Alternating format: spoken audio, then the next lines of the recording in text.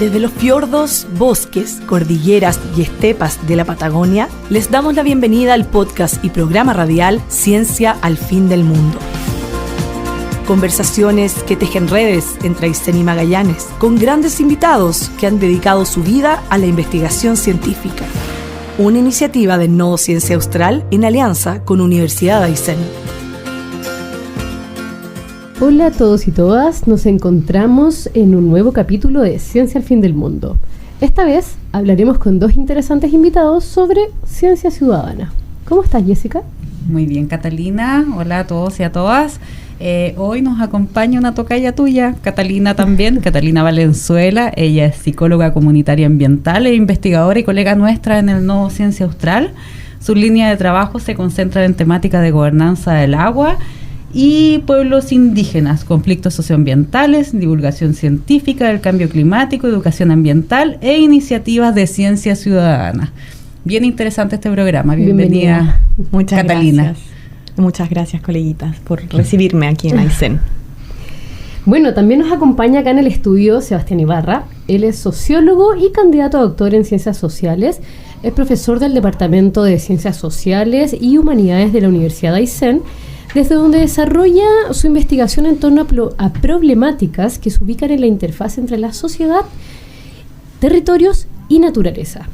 Ha investigado las relaciones entre pobreza energética, contaminación del aire y las relaciones entre las comunidades locales, los procesos de creación y gestión de áreas naturales protegidas, entre otros temas. Hola Sebastián, bienvenido. Hola Cata, hola Jessica, hola Cata, feliz de estar acá en el podcast. Sí, hoy vamos a adentrarnos en el movimiento de la ciencia ciudadana y participativa, así que atentos y atentos con lo que se viene. Exacto, bueno, tema interesante, ¿cierto? La ciencia participativa para todos los que trabajamos en este ámbito es uno de los temas más apasionantes, al menos para mí. Y antes de profundizar en aquello, queremos saber más sobre sus intereses, sobre sus ámbitos de investigación. Sebastián, cuando te presentamos recién, comentamos que te dedicas a investigar problemáticas entre la sociedad, el territorio y la naturaleza, ¿cierto? ¿Nos podrías contar un poquito más de esto? ¿En qué temas específicamente te has inspirado para tu trabajo? ¿Qué te ha tocado investigar? Sí, bueno, en el último tiempo, 2-3 años hacia la fecha, he estado trabajando en el tema de la contaminación ambiental, fundamentalmente en la ciudad de Coyhaique, pero no solo en Coyhaique, sino en las principales ciudades de la región de Aysén por la combustión a leña, ¿cierto? Para la calefacción domiciliaria. Y eso lo hemos vinculado con el tema de la pobreza energética. Ya, es decir, entendiendo que la causa de la contaminación ambiental, principalmente en las ciudades del sur de Chile, tiene que ver con una situación y una condición de pobreza energética de los hogares y con una condición de dificultad de acceso a energía sustentable y no contaminante en la región. Entonces hemos estado investigando ese vínculo, es decir, cuál es el vínculo entre pobreza energética como causante de la contaminación ambiental. Y ahí también nos hemos metido un poco en cómo las personas viven la situación de la contaminación ambiental, cómo la perciben, es decir, la contaminación no es solo un fenómeno que podamos medir así con las partículas que están en el aire, ¿cierto? Las partículas contaminantes, sino que también cómo las personas perciben el problema, cómo las personas se comportan frente al fenómeno de la contaminación, cómo perciben su riesgo y si toman decisiones en función de eso. Así que esa ha sido un poco la investigación en el último año y ahora estamos realizando justamente un proyecto FIC que busca profundizar ese ámbito de estudio, esa línea de trabajo con hartos actores colaboradores, así que felices de estar llevando a cabo esa iniciativa. Excelente, y felices nosotros de poder también tener esta información y contarla a todos nuestros oyentes. En la misma línea, Cata, tú siempre hablas como de la importancia de generar la interfaz entre ciencia, sociedad, territorio. Coméntanos, ¿a qué se dedica una psicóloga ambiental? ¿Cómo contribuye en este proceso? Gracias, Jessica. Sí, bueno, es una línea de la psicología que no tantas personas la conocen. De hecho, cuando yo le conté a mi mamá que era psicóloga ambiental, que me gradué de psicología ambiental, dijo como, ¿qué es eso? ¿Te vas a dedicar a cuidar árboles? Y bueno, un poco sí, pero la psicología ambiental es una disciplina, es una línea dentro de la disciplina psicológica que busca entender de qué manera las personas se relacionan con la naturaleza, con el planeta, y también hacia ambos lados, de qué manera la naturaleza y el estado de la naturaleza, el estado de la contaminación, como contaba Sebastián, les afecta, cómo lo perciben, y también del otro lado, cómo los seres humanos, como nosotros, las personas y las comunidades, afectamos también a la naturaleza, afectándola, por ejemplo, a través de lo que hoy conocemos como cambio climático, a través de distintos problemas socioambientales que ocurren justamente por las formas en las que nosotros hemos ido construyendo nuestros sistemas sociales, nuestros sistemas políticos, nuestro sistema económico. Entonces, es ir entendiendo de qué manera las personas tenemos distintos valores respecto a la naturaleza, cómo nos comportamos frente a la naturaleza, cómo percibimos nuestro rol, nuestra responsabilidad para poder hacer acciones que promuevan una sostenibilidad para todos los ecosistemas y para todas también las otras comunidades, y entender dentro de esas problemáticas cómo las personas piensan estos temas, y también qué acciones podemos fortalecer de acuerdo a estos también sistemas de creencias, de valores, de formas de entender y de estar en el mundo. O sea, coexistir, cohabitar de manera amigable con el hábitat donde estamos insertos. Claro. Efectivamente, no solo desde las ciencias como básicas, sino desde las ciencias sociales, entender los procesos. Sebastián, tú hablaste recién de pobreza energética. Quizás te voy a poner en un aprieto, pero te queremos preguntar en el fondo qué conclusiones has tenido respecto a estos temas que ya nos comentaste en la pregunta anterior. Yo creo que la principal conclusión es que, y una aproximación al fenómeno de la pobreza energética, es que no es un fenómeno universalizable. Es decir, necesitamos, para estudiar el fenómeno de la pobreza energética, tener en cuenta las condiciones culturales, geográficas, ambientales, sociotécnicas, por decirlo de algún modo, en las cuales se insertan los hogares, y por lo tanto no es lo mismo estudiar pobreza energética aquí en Aysén que estudiar pobreza energética en Tarapacá o en Iquique, etcétera. Entonces yo creo que esa es una primera aproximación. Probablemente no es un resultado, pero es un enfoque desde el cual nos posicionamos, ¿cierto? Y ahora, en términos más de resultados, efectivamente, lo que uno observa en la región de Aysén es que existe una condición de pobreza energética vinculada al territorio en el cual habitamos. Es decir, la pobreza energética principalmente yo la he estudiado en el ámbito de la calefacción domiciliaria, ¿ya? Y lo que nos hemos dado cuenta, ¿cierto? Hemos ido pudiendo registrar, ¿cierto?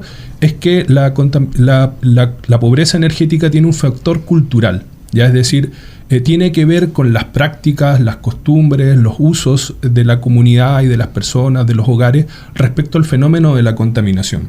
Y por lo tanto, abordar el problema de la pobreza energética es abordarlo también desde una perspectiva cultural, que tenga en cuenta esas prácticas. Y por lo tanto, las transformaciones que uno haga, ¿cierto?, desde la política pública, en función de disminuir los niveles de pobreza energética, debiera tener en cuenta esas condiciones socioculturales, ¿ya? Y por lo tanto, esa transición no es tan fácil como decir, por ejemplo, cambiemos el uso de la leña, sino que hay un montón de otros factores, ¿cierto?, que hay que tener en consideración para hacer ese tránsito, ¿cierto?, hacia formas más sustentables y menos contaminantes de calefacción domiciliaria, ¿ya? Y otro elemento que nos hemos ido dando cuenta y que aparece en la literatura cada vez más es una condición de pobreza energética oculta.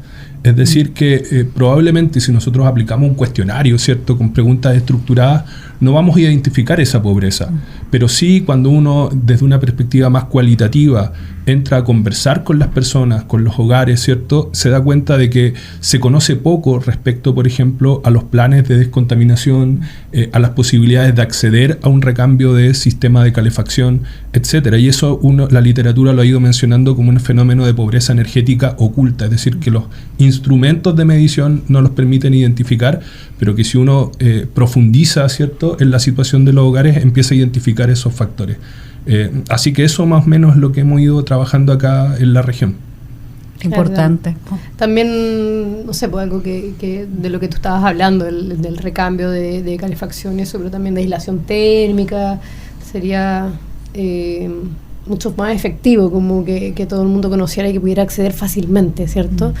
Y que difícil sacar la cocina de leña ¿cierto?, con los mates, con todo lo que conlleva el pancito, su cultura alrededor. Exacto. O sea, a eso es lo que tú te refieres también con el tema cultural. Sí. Sí, por eso toma tanta importancia la visión desde las ciencias sociales.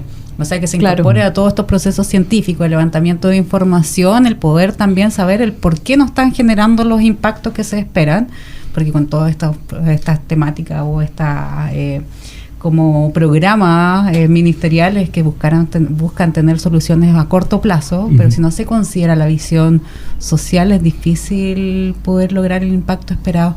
En ese sentido, Cata, cuéntanos un poquito más o como para poder entender qué se entiende cuando hablamos de ciencia ciudadana. Porque es un concepto muy utilizado, pero finalmente, ¿qué quiere decir realmente? Sí, claro. Se me olvidó mencionar en la pregunta anterior que dentro de la psicología ambiental hay distintas líneas de trabajo también. Algunas tienen que ver justamente con este levantamiento o esta comprensión de las percepciones respecto de el cambio climático, de las percepciones de riesgo, de responsabilidad frente a los distintos temas ambientales que nos enfrentan. También hay otra línea de trabajo respecto de las intervenciones, de la búsqueda de soluciones de las comunidades que permitan pensar soluciones, acciones proambientales más efectivas y con mayor pertinencia respecto a los territorios, a los sistemas culturales. Y también hay otras líneas de trabajo fuertemente vinculadas a la educación ambiental y a la ciencia ciudadana. Y ahora sí, respondiendo a tu pregunta, la ciencia ciudadana es un enfoque que busca que los conocimientos científicos que se generan tengan una participación, promuevan la democratización del conocimiento entre las comunidades y entre las personas. Y en esa línea hay distintas formas de generar ciencia ciudadana.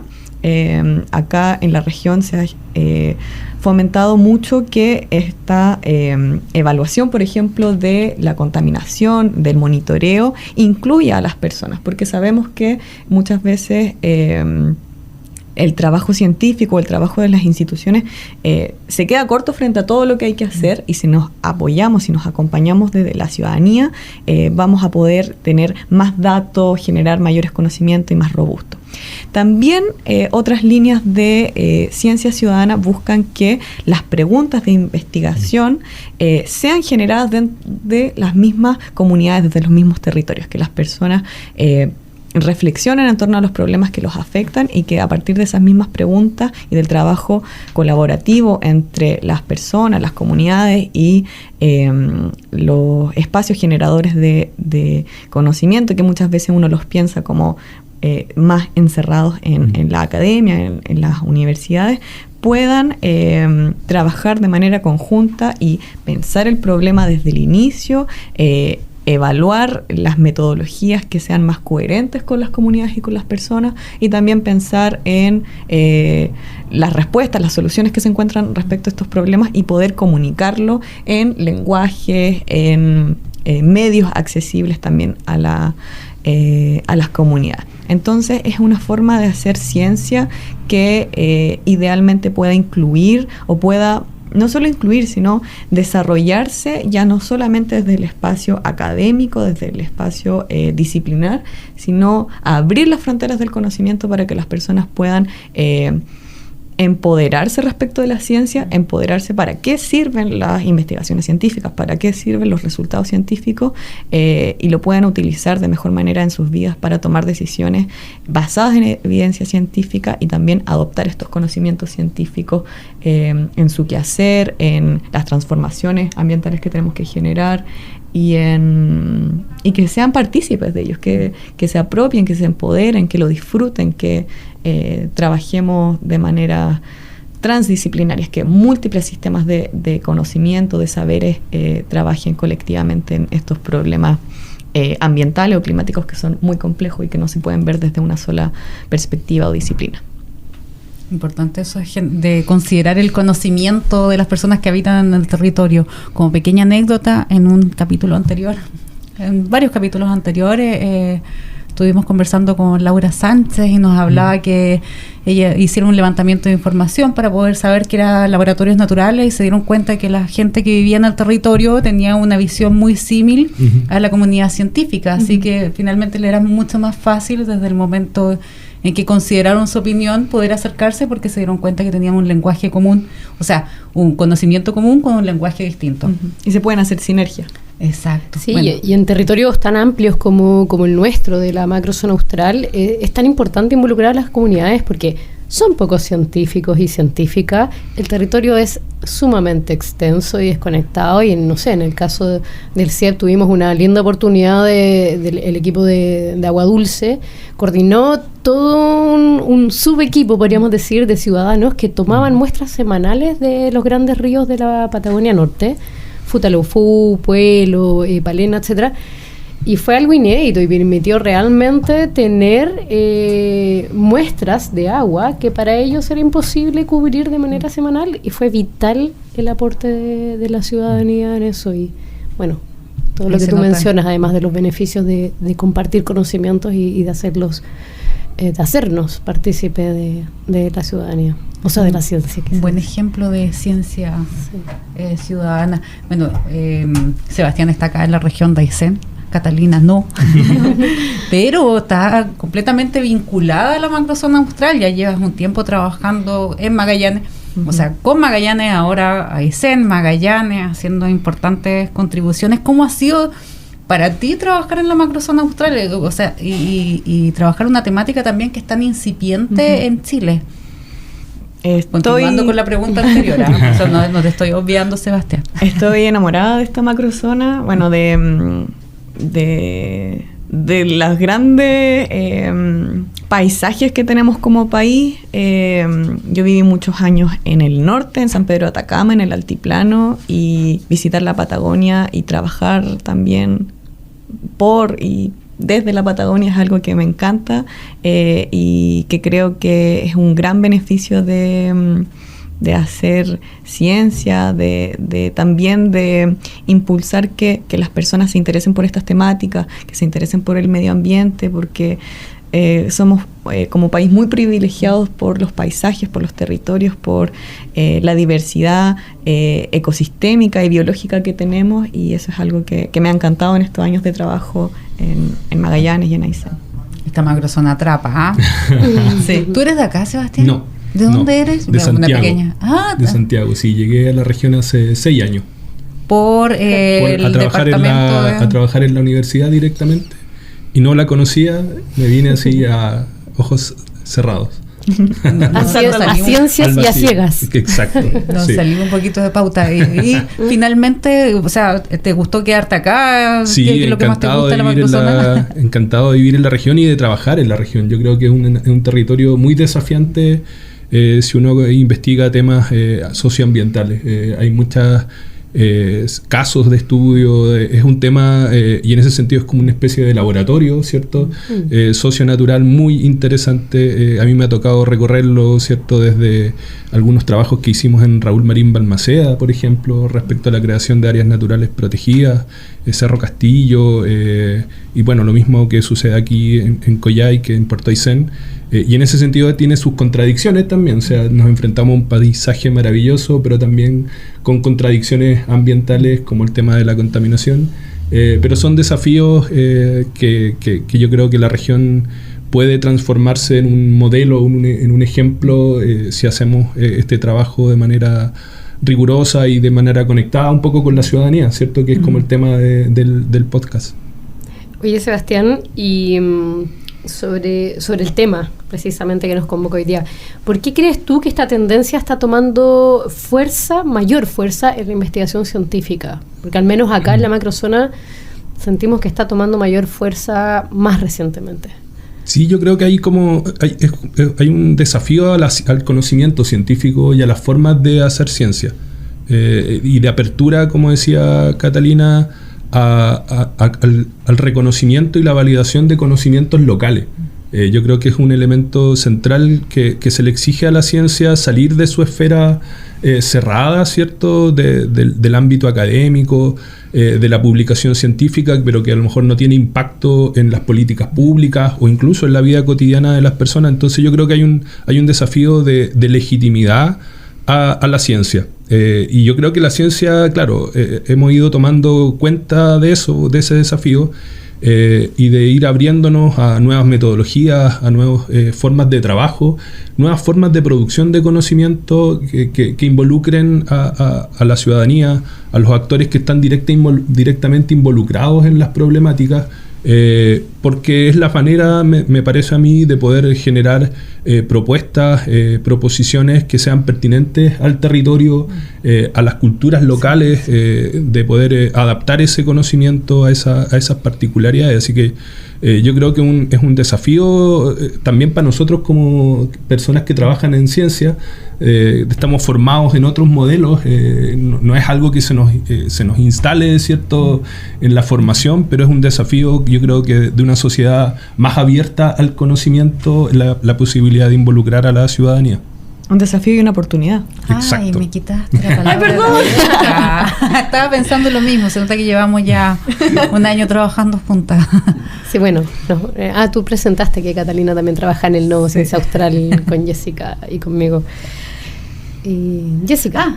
Bueno, entonces ya que estábamos hablando de los desafíos y oportunidades, ¿hacia dónde creen ustedes que avanza la ciencia ciudadana? ¿Cómo podemos orientar esta labor científica hacia la solución de problemas de importancia social? Vamos a partir contigo, Cata y Sebastián. Yo creo que avanza hacia, partir por lo más básico, poder involucrar a las personas en algo que decimos muchas veces, que es parte del nodo, ¿no es cierto?, de la CTCI, de las ciencias, la tecnología, los conocimientos y la innovación. ¿Qué es toda esta maraña de conceptos que muchas veces hablamos? Que los puedan identificar, que los puedan reconocer, que los puedan diferenciar. Luego ir avanzando hacia las oportunidades que tiene para la profundización de los conocimientos, la participación de la ciudadanía en estos temas, y también que la ciudadanía reconozca las oportunidades que tiene para ello, apropiar estos conocimientos científicos. Y luego en pensar en los problemas complejos que tenemos, en los problemas sociales, es que podamos ir abriendo en estos diálogos democráticos y sinérgicos las posibilidades de pensar fuera de la caja, pensar con los conocimientos científicos, con la evidencia científica disponible y las ideas, las prácticas, las herramientas de adaptación que han tomado también las distintas comunidades y los territorios, ir viendo opciones, ir viendo soluciones que sean cada día más efectivas, más vinculadas con lo que la gente valora, con las prácticas que las personas tienen, con las prácticas que las personas reconocen, y así ir pensando soluciones más innovadoras, más creativas y también más conectadas a la misma ciudadanía. Y Sebastián, ¿cómo lo ves tú como desafío? Yo creo que es un desafío de ir de prueba y error también, en cierta medida. Quizás les pongo un ejemplo. Lo que nosotros hemos hecho acá en la región en ámbito de ciencia ciudadana, en el marco de una colaboración con distintos colegas y distintas instituciones, ha sido el ExCamp, ¿cierto?, que es un experimento de medición de calidad del aire en episodios críticos, es decir, ahí en junio, julio, cuando estamos sufriendo los peores niveles de contaminación, hemos salido a medir la contaminación. Y le hemos pedido a la ciudadanía, voluntarios, participantes, que nos ayuden a medir la contaminación atmosférica, y le hemos pasado ciertos sensores de medición de calidad del aire para que los instalen en sus casas y para que recorran la ciudad en sus recorridos habituales, por ejemplo, de la casa al trabajo, con sensores móviles, ¿ya? ¿Qué hemos aprendido de eso? Hemos aprendido, por ejemplo, que la entrega de un sensor o de un monitor de calidad del aire es un primer paso. Pero no es el ejercicio final. Algo mencionaba Catalina, ¿cierto?, que hay como gradientes de ciencia ciudadana. En ese caso, nosotros cuando les entregamos el sensor, básicamente la ciudadanía es alguien que nos ayuda a tomar datos.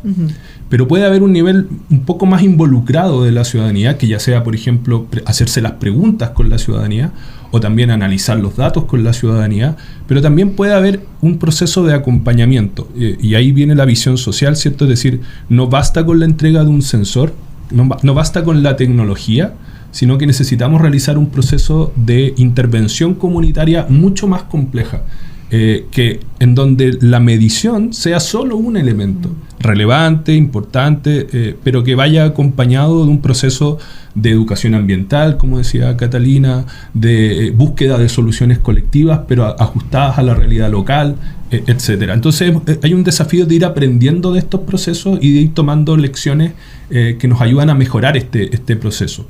Formar a la ciudadanía en ciencia. Exacto. Y en esa formación se genera el efecto dominó, que yo aprendo, educo a mi entorno y ese entorno va educando. Concientización, por ejemplo. Exacto. Bueno, para cerrar este bloque, a mí me gustaría mencionar que No Ciencia Austral el año pasado hizo la encuesta de percepción social de la ciencia,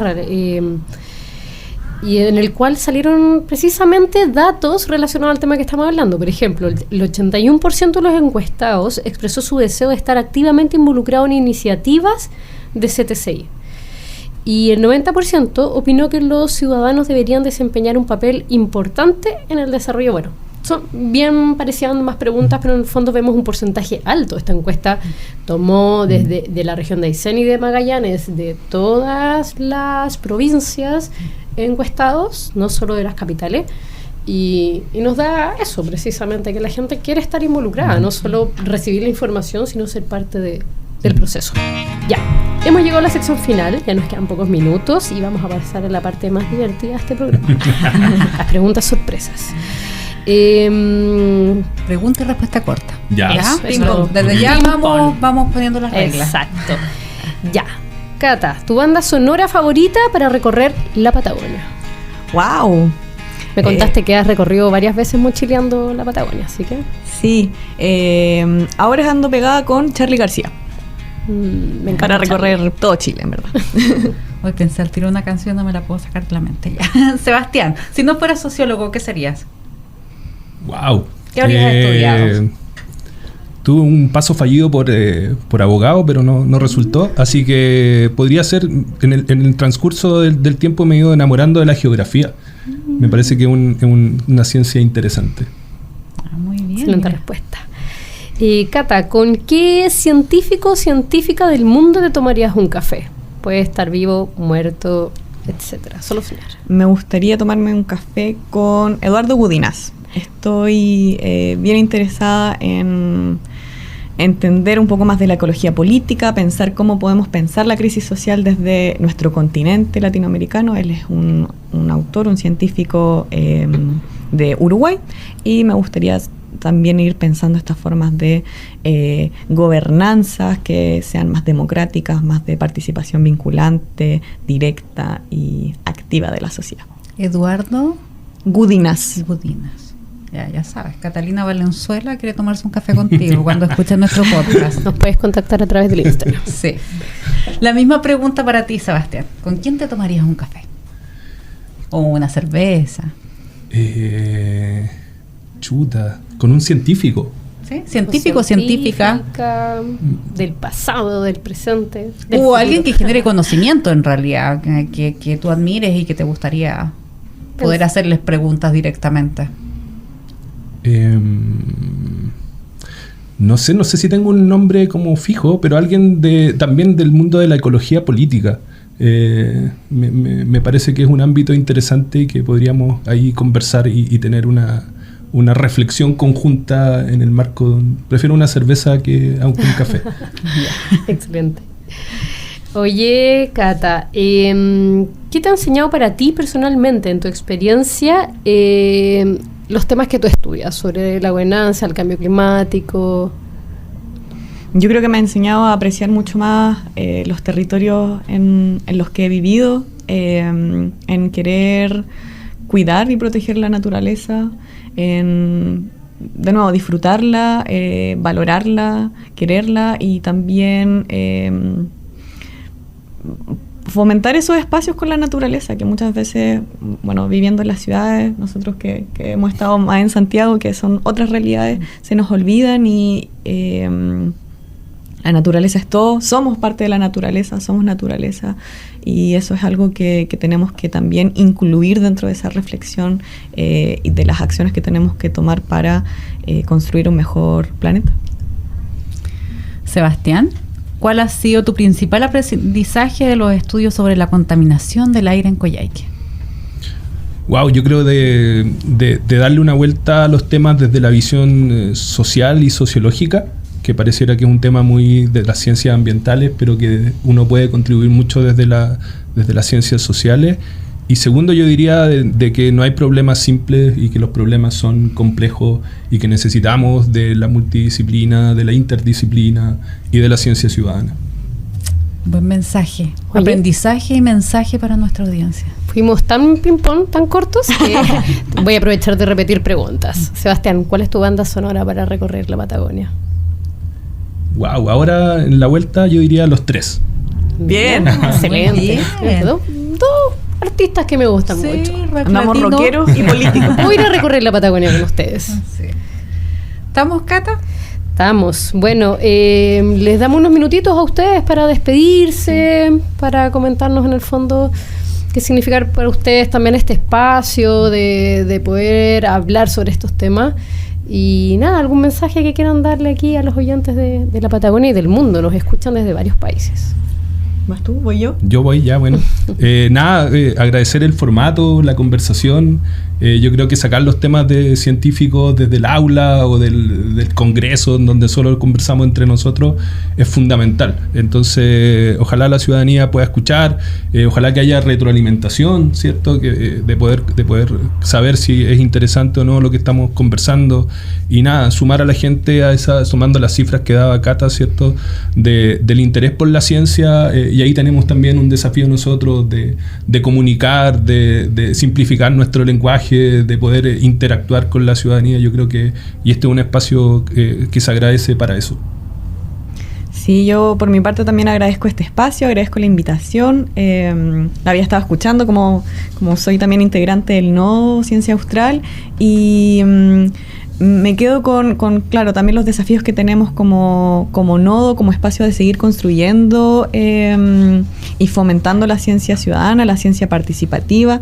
Venimos con Sebastián de participar también en la escuela de verano que organizamos como nodo, y que nos parece un espacio de ir avanzando en estos temas también, de que la gente participe, que la gente converse con académicos, con académicas, que escuche distintos saberes y conocimientos, y que se apropie de ellos y los incluya en su quehacer laboral, en su vida. Así que también creo que tenemos desafíos para más adelante de seguir avanzando en esos espacios, y que ojalá que cada vez más personas se interesen y sean parte de la ciencia. Bueno, muchas gracias a ambos por permitirnos sumergirnos en este tema tan fascinante, y para todos los que disfrutamos de la ciencia y el conocimiento.